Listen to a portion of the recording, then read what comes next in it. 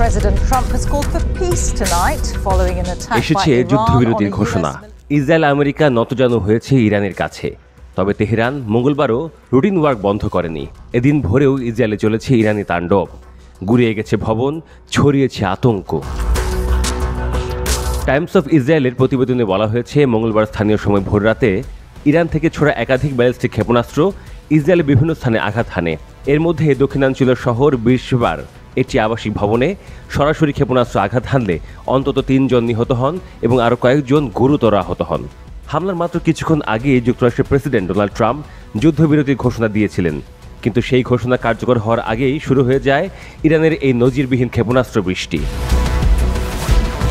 Israel প্রতিরক্ষা বাহিনী IDF জানিয়েছে, আজ সকাল পর্যন্ত ইরান থেকে মোট 8টি ক্ষেপণাস্ত্র ছোড়া হয়েছে 4 দফায়। প্রথম দফায় 2টি, দ্বিতীয় দফায় 4টি, এরপর আরও 2টি ক্ষেপণাস্ত্র নিক্ষেপ করে ইরান।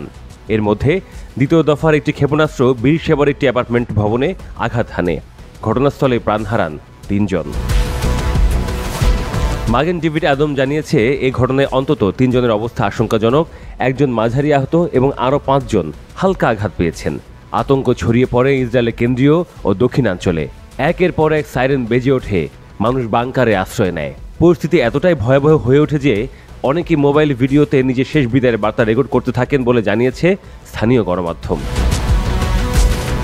অন্যদিকে ইরানি পররাষ্ট্র মন্ত্রণালয় বলেছে, ইসরায়েল যদি আগ্রাসন বন্ধ করে তাহলে আমরাও থামব। এই বক্তব্য থেকে বোঝা যাচ্ছে, যুদ্ধের মোড় এখনও পুরোপুরি বদলায়নি। ইসরায়েলের আকাশ প্রতিরক্ষা ব্যবস্থা কিছু ক্ষেপণাস্ত্র সফলভাবে প্রতিহত করতে সক্ষম হয়েছে বলে দাবি করা হচ্ছে। হাইফা শহর থেকে দেখা যায় আকাশে একের পর এক ইন্টারসেপ্টর মিসাইল ছোড়া হচ্ছে। বীরশেবার ওই ধ্বংসপ্রাপ্ত ভবনের ছবি এরই মধ্যে ছড়িয়ে পড়েছে সামাজিক যোগাযোগ মাধ্যমে। বিধ্বস্ত কংক্রিট, ছিন্ন ভিন্ন আসবাবপত্র আর আতঙ্কিত মানুষের মুখ যেন এক বিধ্বস্ত যুদ্ধ বাস্তবতার প্রতিচ্ছবি। ইসরায়েলকে মনে করাচ্ছে গাজার কথা।